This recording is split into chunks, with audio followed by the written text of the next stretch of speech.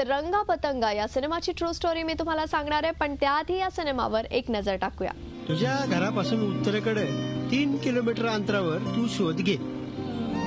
लेकिन रंगा पतंगा झपटने को नहीं था।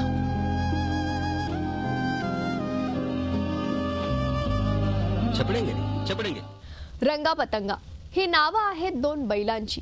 जुम्मन आणि पोपट या दोन मित्रांची ही गोष्ट। जुम्मन ही व्यक्तिरेखा साकारली आहे अभिनेता मकरंद अनासपुरे यांनी, तर पोपट ही व्यक्तिरेखा पार पाडली आहे अभिनेता संदीप पाठकनं। जुम्मनचे बैल हरवल्यानंतर तो खूप अस्वस्थ होतो। आपल्या बैल जोडीला शोधण्यासाठी अनेक प्रयत्न करत असतो। यात त्याला साथ मिळते पोपटची, अर्थातच संदीप पाठकची। कुठे गेले असतील ना ते? क्या जाने कबा। मला तर गमनच नाही राहिलं त्याच्या बिगर। तुझ्या घरापासून उत्तरेकडे 3 किलोमीटर अंतरावर तू शोध घे। हे सगळं खरं तर खूपच उपहासात्मक पद्धतीने या सिनेमात मांडण्यात आलंय। सिनेमाला ब्लॅक ह्युमरचा टचही देण्यात आलाय। समाजात घडणाऱ्या अनेक खटकणाऱ्या गोष्टी यात हलक्या फुलक्या ढंगानं मांडण्यात आल्या आहेत। कुठे गेले असतील ना ते? क्या जाने कबा। मला तर गमनच नाही राहिलं त्याच्या बिगर।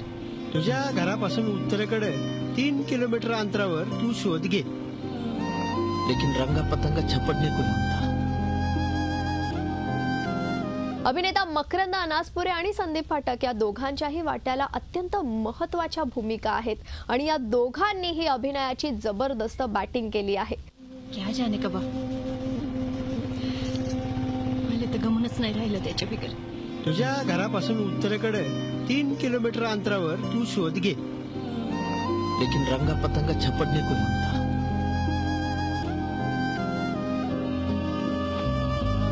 छपडेंगे नहीं, छपडेंगे।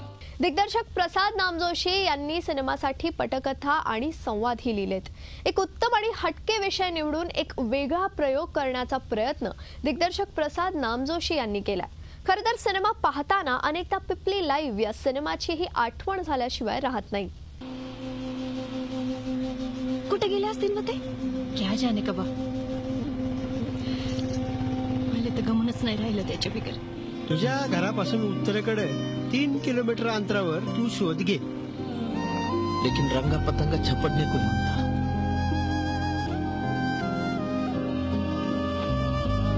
छपडेंगे नहीं, छपडेंगे। झी 24 तास रहा एक पाऊल पुढे।